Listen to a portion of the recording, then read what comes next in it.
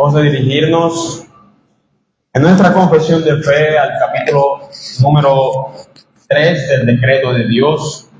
Permanezcamos ahí, hermanos, porque vamos a seguir meditando en lo que el decreto de Dios es, cuanto está revelado en la palabra del Señor.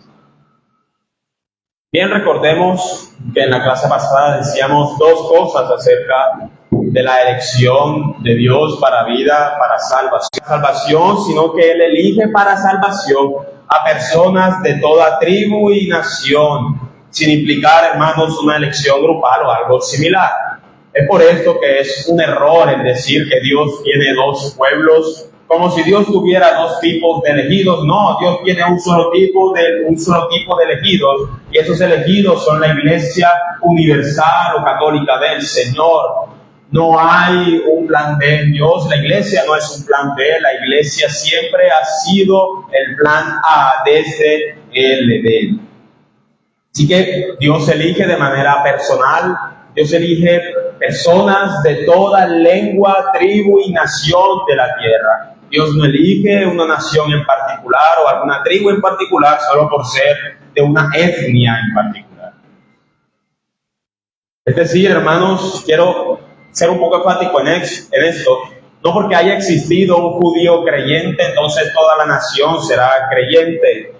Bien dijo Cristo que si los judíos conocieran al Señor, entenderían y adorarían a Cristo. Y bien sabemos que los judíos, si niegan a Cristo, no conocen al Padre, al Dios de Abraham. Entonces, el que exista un creyente en cualquier nación da certeza de que Dios no elige naciones, sino que Dios elige personas de todas y cada una de las naciones de la tierra. Entonces, este decreto de predestinación es personal, pero es inmutable, decíamos, porque aquel que profiere este decreto es alguien inmutable. Si decimos que el decreto de Dios es inmutable, entonces, si la elección hace parte de su decreto, es lógico pensar que la elección es inmutable. Entonces es lógico que si Dios, como un ser inmutable, como un ser que no cambia, como un ser que es así ayer, hoy y mañana, si Dios es inmutable, entonces su elección y su decreto también lo son. En la clase pasada también hablábamos de conceptos importantes como es la elección y la reprobación. Decíamos que en la elección Dios determina salvar, Dios concede gracia y el pecador viene a Cristo. No por méritos del pecador, sino por méritos de Cristo y de la gracia eficaz del Señor. Decíamos esto de la elección, que es un acto en el que Dios determina en salvar. En la reprobación, que podríamos decir es lo contrario en cierto sentido, Dios determina no conceder esa gracia salvadora, el pecador permanece en su corrupción, el pecador peca voluntariamente y Dios lo juzga por ese pecado. Dios, hermanos, no es autor del pecado, como decía el primer párrafo del capítulo número 3. No, Dios ejerce el justo juicio por el pecado y los pecadores deciden voluntariamente pecar. De hecho, hermanos, si no fuera por la gracia del Señor, todos seríamos absolutamente reprobados. Es el don de Cristo, es la gracia, es el favor inmerecido, lo único que nos hace ser aptos para el Señor. Es su elección la que determina el destino de nuestras vidas. Entonces, en la salvación no hay casualidades. Las casualidades no existen para Dios, porque Él ha determinado todo y absolutamente todo para salvación. Bien, eso era lo que decíamos en resumidas cuentas, de que la elección era personal, de que la elección era inmutable y de que en la elección Dios determinaba salvar. Eso era lo que en resumidas cuentas decíamos de la clase pasada. Entonces, lo que nos concierne para la mañana de hoy, amados hermanos, es el capítulo 3 de la confesión, el párrafo número 5. Seguimos entonces en el decreto de Dios. Alguien que pueda leer para todos nosotros, entonces, la confesión de fe de Londres, capítulo 3 del decreto de Dios, párrafo número 5. A los humanos que están predestinados para vida, antes de la fundación del mundo, nosotros debemos educar el proceso de clásico de voluntad, ha escogido el Cristo para la vida eterna, meramente por su gracia y amor, sin ninguna otra cosa en la que Bien, gracias.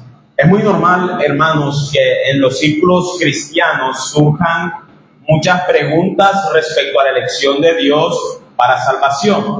Podríamos decir que la pregunta más frecuente puede ser si Dios eligió porque Él previó que alguien se iba a arrepentir, o si Dios eligió porque sabría que íbamos a responder al Evangelio. Son preguntas bastante frecuentes, hermanos, en la cristiandad.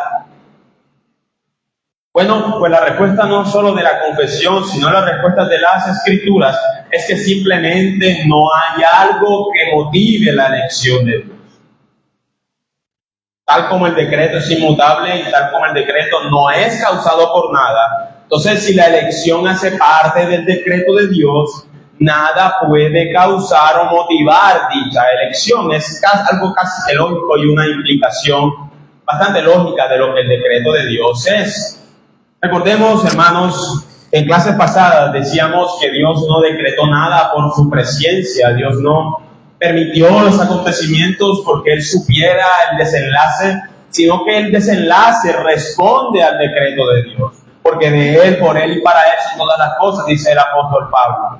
Entonces, Dios no decreta porque Él conozca el futuro, sino que Él conoce el futuro porque precisamente Él lo decretó y es el motor de todo lo que existe, de las causas segundas. Él es la causa primera, de todas las cosas.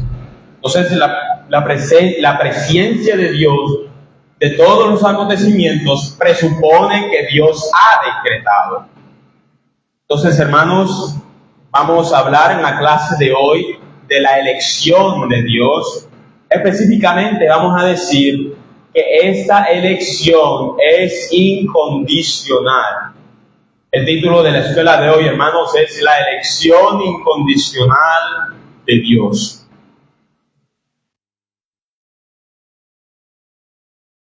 La elección incondicional de Dios. Vamos a ver dos puntos, hermanos. El sustento bíblico para afirmarla, y el sustento bíblico para defenderla, la elección incondicional de Dios. Entonces vamos a estar viendo a lo largo de las Escrituras cómo se nos expone que esta elección eterna, que esta elección que está en el decreto de Dios para vida, es una elección que no es motivada por absolutamente nada que no sea Dios mismo y su gracia libre.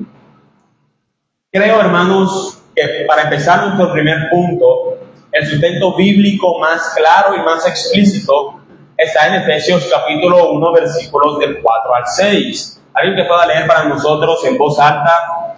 Efesios capítulo 1, versículos 4 al 6. Segundo escogió en él antes de la fundación del mundo.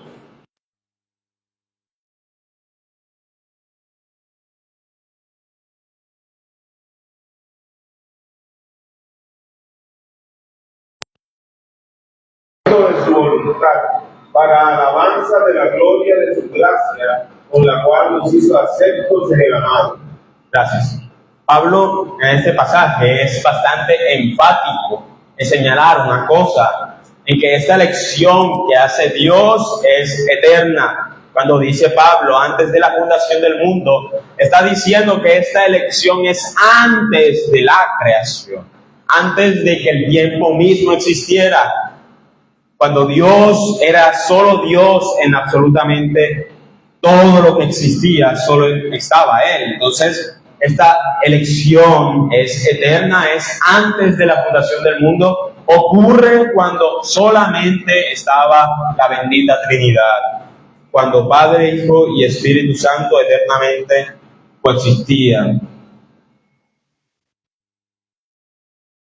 Tenemos que Pablo, no en esta carta, pero sí en Romanos, en sus primeros capítulos, Pablo dice de que todos los seres humanos están bajo el justo juicio de Dios. Por cuanto todos han pecado todos están destituidos de la gloria de Dios. Todos hemos pecado, todos estamos destituidos de su presencia, todos estamos natural e irreversiblemente separados de Él. El tema es que Pablo, el mismo que habla de esta elección sin condición, nos muestra de que esta elección de Dios es incondicional, porque el hombre no añade méritos a esta elección. El hombre no es capaz de darle a Dios una razón para ser elegido, porque todos estamos bajo el justo juicio de Dios. Entonces, el tema es, hermanos, de que esta elección no es motivada por los méritos del hombre, porque el hombre no tiene nada que darle a Dios a causa de su condición caída. El hombre no puede entonces darle a Dios algo para que Dios lo salve después, porque el hombre está naturalmente separado del bien supremo, está naturalmente separado de Dios. Es por esto que Pablo dice que hemos sido elegidos en Cristo. Los méritos son de Cristo. Es Cristo el que desde la eternidad pasada asume su rol como mediador. Cristo ha sido el mediador, hermanos, siempre entre Dios y los hombres, dice el autor a los hebreos. Entonces es por esto que es necesaria la redención y es necesario ser elegidos, no por nuestros méritos, sino de manera incondicional por medio de Cristo, en Cristo.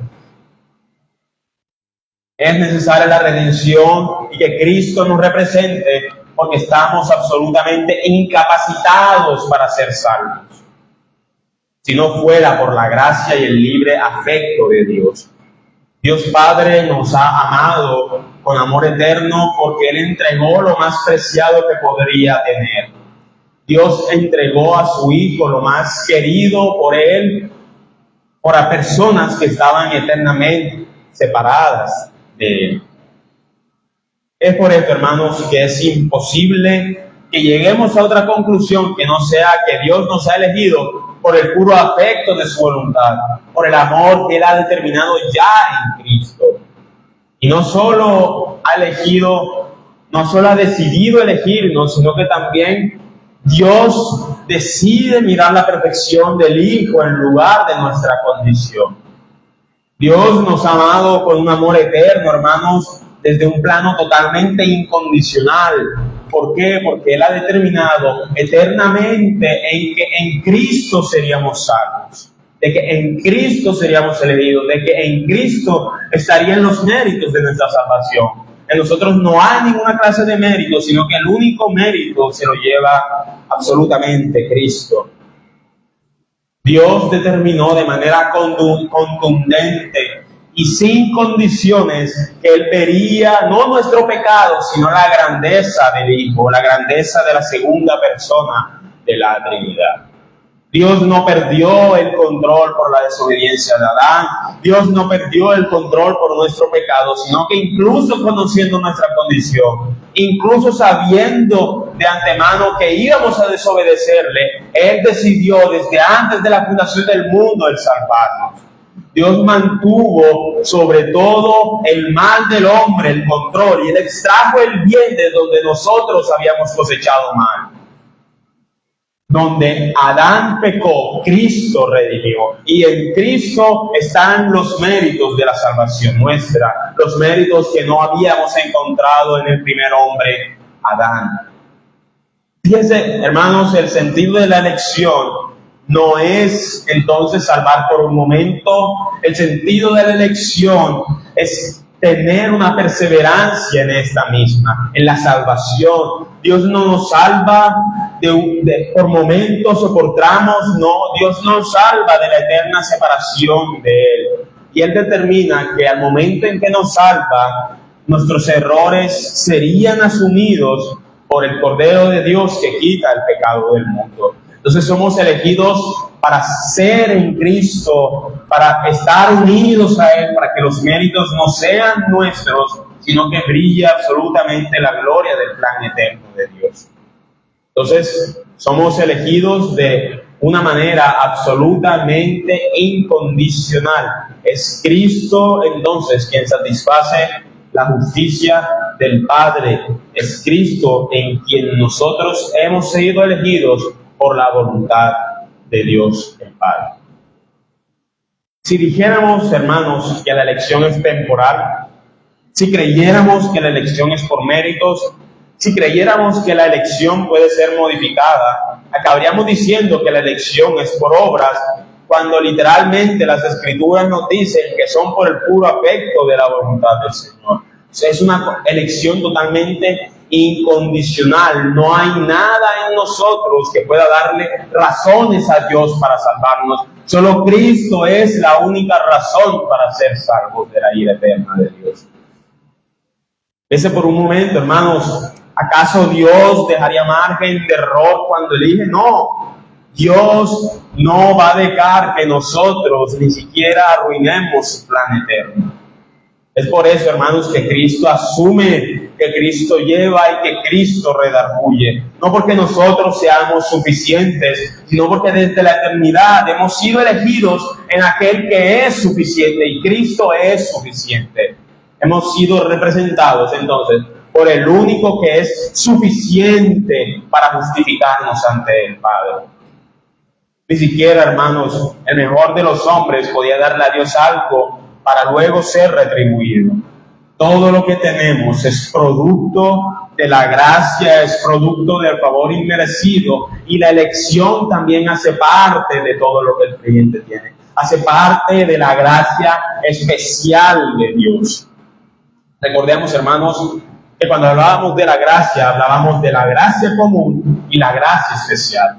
La gracia común, hermanos, es básicamente el favor que todos los hombres tienen igualmente ante Dios. La gracia común es cuando el sol amanece sobre justos e injustos, es cuando Dios provee la comida sobre el que ama a su vecino y el que no, cuando Dios provee a aquel que odia y a aquel que ama por igual. Esta es absoluta gracia común. Pero la gracia común, hermanos, no perdura, no va después de esta vida. No, la gracia común acaba al tiempo que acaba la vida común del hombre. La gracia especial, hermanos, es por el contrario, aquella gracia que nos libra de la eterna condenación a la que estábamos sujetos en nuestras almas. La gracia especial es la que motiva todas y absolutamente todos los beneficios que el creyente tiene como hijo adoptado de Dios. Entonces, hermanos, es claro que por Efesios 1, del 4 al 6, decimos que la elección es un acto eterno de misericordia, donde Dios no mira nuestros errores, Dios no mira nuestro pecado, sino que Dios mira al eterno Hijo. El Padre deposita toda la ira sobre la persona del Hijo para que así ninguno de los elegidos se pierda. El Padre planea, Cristo muere por nosotros y el Espíritu Santo aplica esa salvación en nosotros. Si Cristo es el buen pastor, si el Espíritu Santo es el sello de Dios, entonces ninguna de las ovejas se va a perder. El sello que tienen los creyentes es el Espíritu Santo de Dios. Es la manera en que hemos sido sellados y distinguidos. Es la manera en que Dios nos ha mostrado que está con nosotros en medio de este mundo caído. La elección no permanece por la astucia de las ovejas. La elección no permanece por nuestro carácter o nuestra toma de decisiones, porque dicen las Escrituras en Isaías 53 que cada uno se apartó como ovejas de su camino. No nos perdemos, hermanos, en lo absoluto, porque los méritos no son nuestros y la elección no es nuestra. La salvación es segura porque la elección es del Padre, porque el sacrificio es del Hijo y porque la compañía es del Espíritu. Por eso es que la salvación es segura para el creyente, porque el plan de Dios no se frustra a causa de nuestra incompetencia, sino que el plan de Dios perfecciona nuestra incompetencia. Nos hace aptos para no ser ya hijos de inmundicia, sino para ser hijos adoptados del Señor. El Padre determinó, hermanos, que con amor eterno nos amaría, porque nosotros hemos sido eternamente amados en la persona eterna de Cristo. Hemos sido entonces amados de manera eterna, porque Cristo ha sido amado de manera eterna como el Hijo eterno de Dios. Entonces, no hay méritos en el hombre, no hay garantías por parte del hombre, sino solo gracia por parte del Padre, cuando deposita toda su ira sobre el crucificado. Ahora, la confesión de fe menciona un elemento importante que también debe ser analizado acerca de la elección incondicional. Alguien que lea de nuevo, por favor, el párrafo número 5 del capítulo 3 de la confesión de fe. A los humanos que están predestinados para vida, Dios, antes de la fundación del mundo, que en su propósito es inmutable de sus seres y de su voluntad, los ha escogido en Cristo para gloria eterna, plenamente por su gracia de Dios, sin ninguna otra cosa teniendo su vida o causa que muriera a él. Entonces, en este párrafo hay algo bastante llamativo cuando se nos dice de que hemos sido elegidos antes de la fundación del mundo según el propósito eterno, inmutable y el consejo secreto y el beneplácito de su voluntad. ¿Qué quiere decir el consejo secreto de Dios?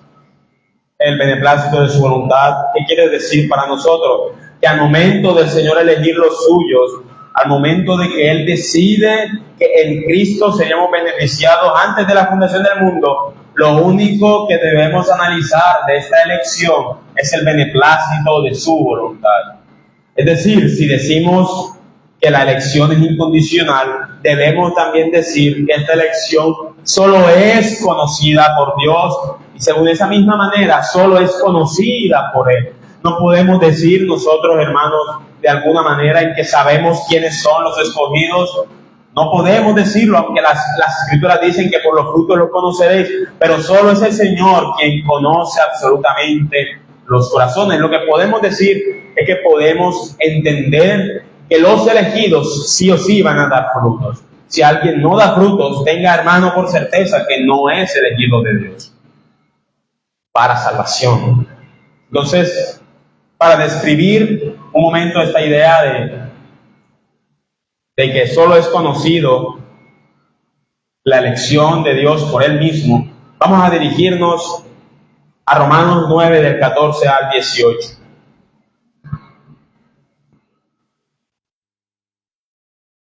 Romanos capítulo 9, versículo del 14 al 18. Conocemos que hay injusticia en Dios.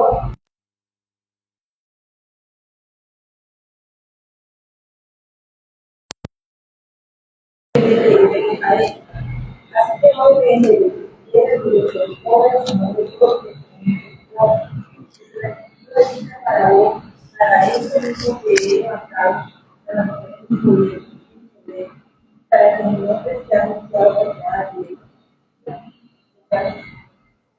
De manera que de quien quiere no misericordia, la que quiere que endurezca en bien.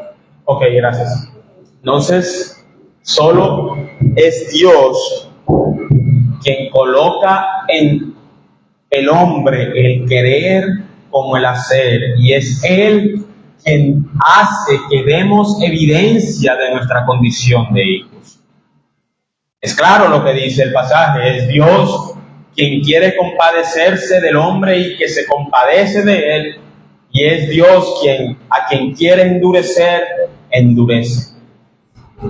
Vamos a hablar un poco más adelante acerca de eso, pero al hablar de la elección de Dios para vida, entonces, es necesario decir que es un acto libre, es un acto según el designio soberano y secreto de su voluntad. Él hace de quien quiere sus hijos y no hace a sus hijos de quien no quiere. Él hace como quiere y de la mejor manera que podría hacer en el mejor escenario posible. Y nosotros debemos comprender eso. Al hablar de la elección, entonces, lo preferible es presentarlo como una elección que no es injusta. Es una elección solo conocida por Dios, pero que no es injusta. ¿Por qué? Porque Dios, cuando elige, en el ejercicio de elegir, Dios no está ejerciendo justicia retributiva. Él no da conforme a lo que todos merecen por sus obras, porque si así fuera, entonces nadie sería elegido. El punto de la elección no es la justicia retributiva, sino la gracia de Dios. Entonces debemos hablar y hacer la salvedad de que al hablar de la elección debemos decir que no es injusta, porque quien la hace tiene la potestad para hacerla. Tiene la potestad de determinar a quién elegir. La libre elección de Dios no es injusta, entonces, porque Dios tiene la potestad de elegir. Dicen las Escrituras que pues diremos, hay injusticia en Dios de ninguna manera. La libre elección de Dios no es injusta porque está fundamentada en el libre actuar, en el que Dios elige a unos para salvación y entrega a otros a sus pasiones. De hecho, este es el sentido en el que las Escrituras dicen que Dios endureció a Faraón. Piense por un momento, las Escrituras dicen que Dios no es hombre ni que tampoco es el autor del pecado. Entonces, cuando las Escrituras dicen que Dios endureció el corazón del Faraón, no puede referirse a que él haya sido coautor del pecado de Faraón. Dios endurece al Faraón como un acto de juicio temporal, porque precisamente la pasión fue elegida por Faraón. Las Escrituras nos dicen dos cosas: que el corazón del Faraón era malo y que Dios, para mostrar su poder y para liberar a su pueblo de la opresión, entregó al Faraón a su pecado. Dice Éxodo 7:3, y yo endureceré el corazón de Faraón y multiplicaré en la tierra de Egipto mis señales y mis maravillas. Luego dice en 8:15, pero viendo Faraón que le habían dado reposo, endureció su corazón y no los escuchó como Jehová lo había dicho.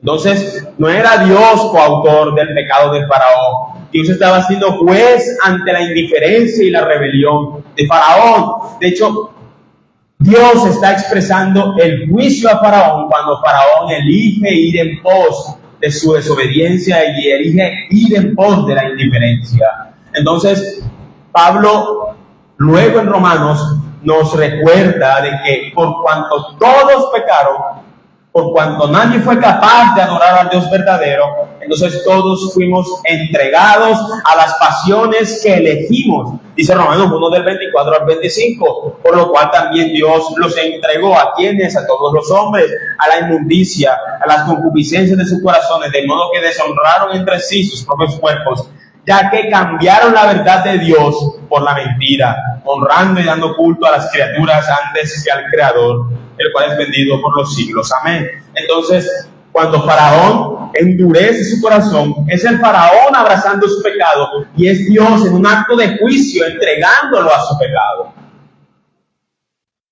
Y fíjese, hermano, que es Dios, a final de cuentas, quien decide tener misericordia de Moisés y endurecer a Faraón. Moisés no era un mejor hombre que Faraón, pero fue alcanzado por la gracia. Moisés era un asesino, pero fue convencido de pecado.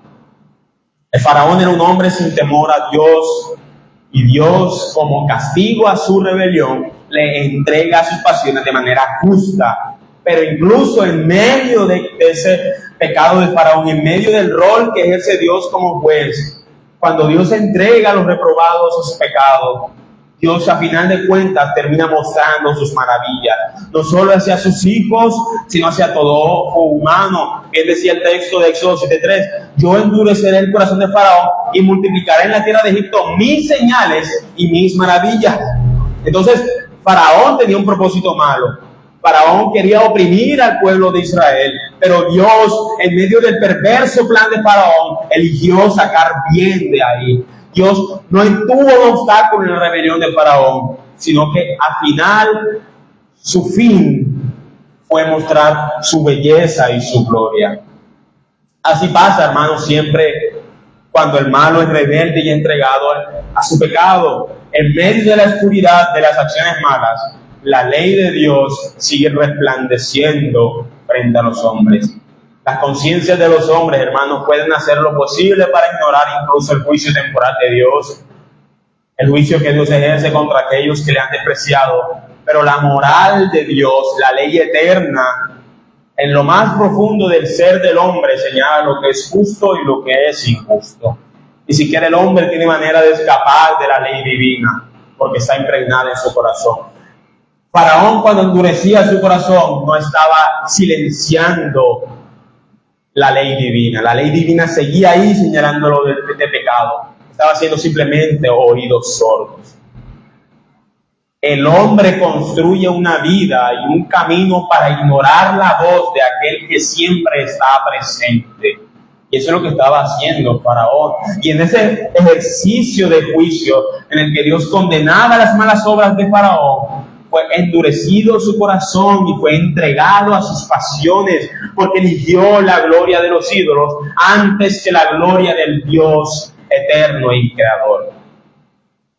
Cuando Dios, hermanos, reprueba, cuando Dios ejerce juicio contra el impío, sigue mostrando incluso su gloria. Dios sojuzgó que era mejor sacar bien del mal de los hombres. Y esto, hermanos, desde su posición, no era ningún acto injusto. En la acción de elegir libremente, entonces, no hay ninguna clase de injusticia en Dios, porque la elección se basa absolutamente en la gracia. No puede haber injusticia de ningún tipo, porque es la gracia el motivante de la elección. Nadie está capacitado para decir que Dios lo eligió por su justicia. Entonces, hermanos, es claro que por Efesios 1, del 4 al 6, es claro que por Romanos 9, del 6 al 11, es claro que por Éxodo 3, capítulo 3 al capítulo 8, la elección de Dios es incondicional y Él hace lo que quiere, con quien quiere, para mostrar su gloria. Y si Dios ha sojuzgado que esa es la mejor manera para hacerlo, es porque así absolutamente es. Entonces vamos al segundo punto. Hablamos del sustento bíblico para afirmar la elección de Dios. Ahora vamos a ver el sustento bíblico para defenderla.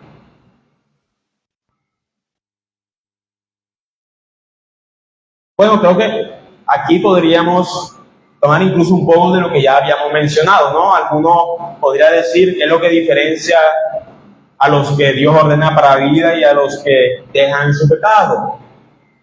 La diferencia, entonces, decíamos, por el primer punto, es la gracia de Dios. Es lo que diferencia al hombre de su pecado de justo en Cristo y de injusto en su condición.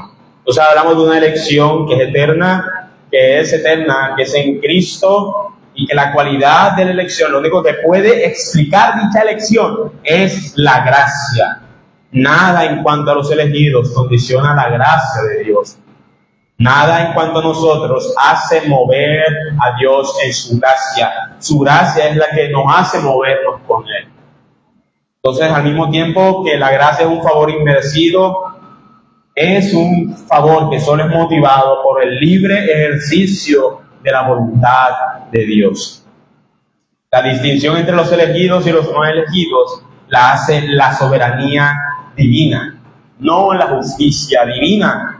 Porque recordemos, en la elección Dios no está ejerciendo justicia retributiva, sino soberanía. Solo hay justicia en la elección en un sentido, en que Cristo es la justicia de los elegidos. Ahí es cuando Dios ejerce entonces justicia en medio de su elección. Pero el acto de elegir es un acto de gracia, porque si fuera por justicia, todos estaríamos condenados. Dios ejerce su gracia a la hora de elegir y su justicia a la hora de elegirnos en Cristo. Entonces, el sacrificio de la persona del Hijo es la manera en que Dios nos rescata de nuestro pecado sin dejar pasar por alto su justicia. Entonces, en medio de la elección, podemos decir que Dios ejerce su justicia porque es Cristo quien asume la justicia que no podíamos asumir, pero que el acto de la elección es un acto de gracia. Entonces, el motivo de la elección es la soberana voluntad de Dios. Es una elección libre y quien la hace tiene todo y el absoluto derecho de hacerla. De hecho, nos conviene que Dios haga una elección libre y no condicionada. nosotros no éramos capaces de elegir a Dios. Por lo tanto, el ejercicio de su libre voluntad es el mayor beneficio que puede tener el creyente. Agustín, por ejemplo, en su obra La predestinación de los santos, decía lo siguiente, cito sus palabras: no eligieron a él para que él los eligiera, sino que él los eligió para que ellos lo eligieran, porque su misericordia los precedió según la gracia, no según la deuda.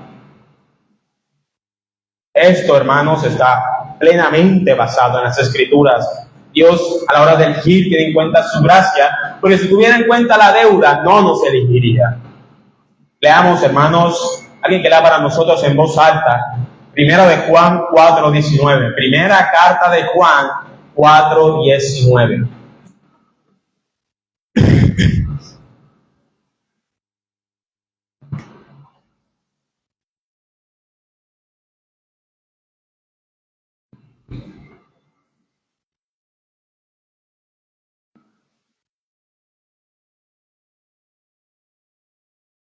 Nosotros llamamos a él porque él es amor.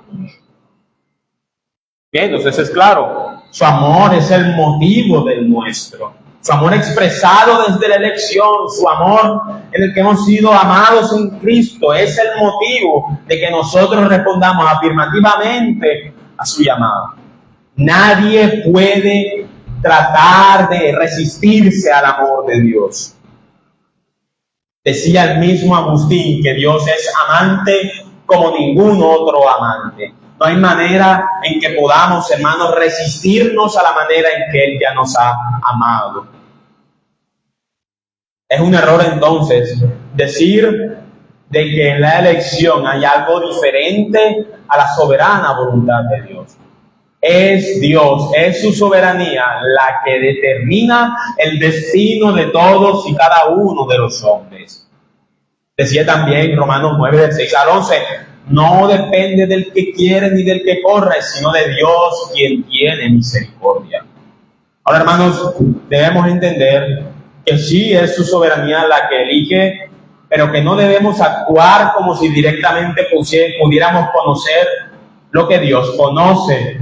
El creyente debe seguir la voluntad de Dios, pero no en el sentido de su voluntad secreta, de su consejo, su soberanía. No, ese no es el sentido en el que debemos seguir su voluntad.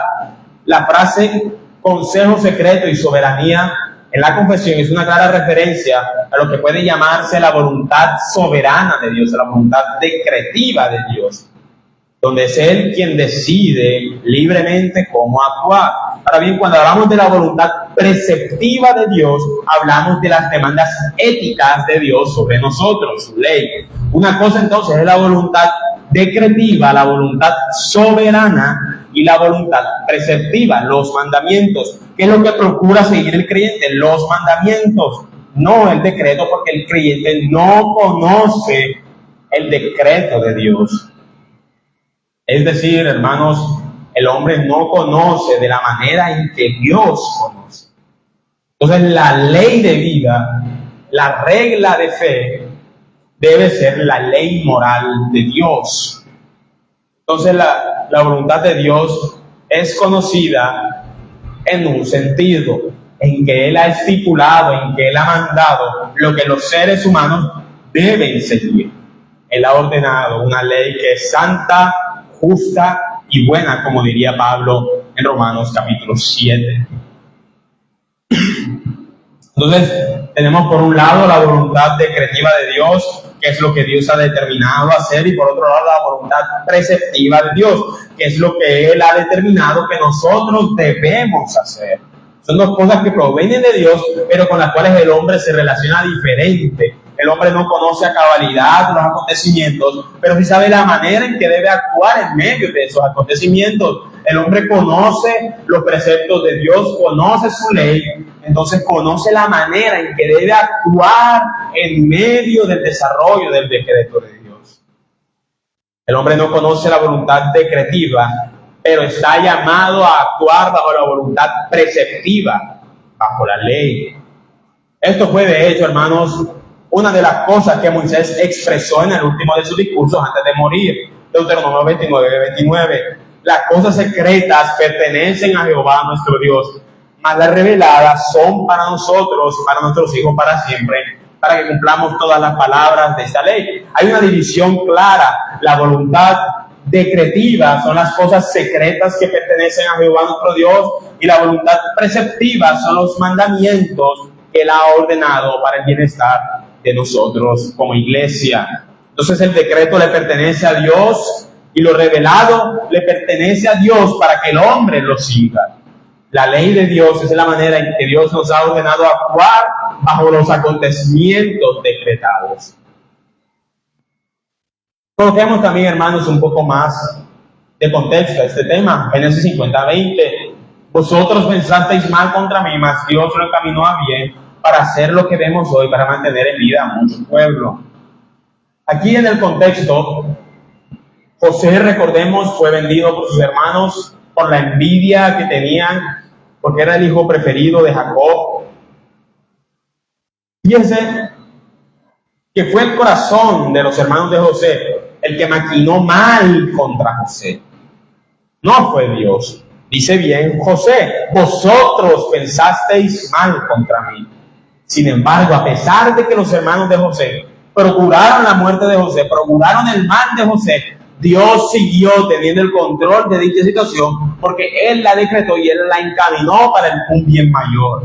Los hermanos de José no obedecieron la voluntad preceptiva de Dios, no obedecieron la ley, pero sin saberlo estaban siguiendo la voluntad decretiva de Dios. Los hermanos de José maquinaron mal contra José, pero Dios demostró que en medio del mal Él sacaría algo bueno. Entonces el propósito y los anhelos del corazón de estos hombres que entregaron a José eran perversos. Los deseos de estos hombres eran absolutamente malos y perversos. Y sin embargo, el mal que los hermanos de José maquinaron contra él no fueron nada en contra de lo que Dios ya había determinado para José. Un bien mayor, incluso para aquellos que odiaban a José. Fíjense, en medio del mal de los hermanos de José, ellos llegaron a entender de que era el Señor quien, a pesar de su mal, los había preservado y cuidado. El hombre en su corazón quiere destruir la voluntad preceptiva de Dios, pero eventualmente se va a topar con su voluntad decretiva. Es inminente que se va a ignorar la ley de Dios en el corazón de muchos, pero que al final de sus días se van a topar con que iban a ser objeto del justo juicio de Dios. Se puede ignorar a Dios, pero Él siempre estará haciendo su voluntad en los cielos y en la tierra. Entonces, hermanos, que si entendemos que lo único que debe incidir moralmente en nuestra conducta es la voluntad preceptiva, entonces no debemos ser fríos a la hora de predicar el Evangelio. Lamentablemente, hermanos, en muchos círculos protestantes se ha vendido cierta idea de hipercalvinismo.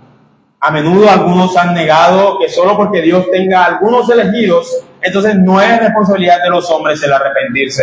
Esto es un error. Es absolutamente la responsabilidad moral de cada uno de los hombres el arrepentirse y creer en Cristo.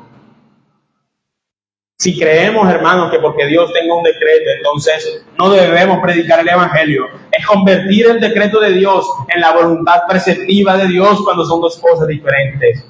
Insinuar hacer el decreto de Dios objeto de conducta es suponer que conocemos a cabalidad el decreto de Dios, porque no podríamos seguir algo que no conocemos. Entonces decir que no es obligación de los hombres el arrepentirse es grave pecado, porque la voluntad preceptiva de Dios dice que el arrepentimiento no es una opción, sino que es una obligación para todo ser humano.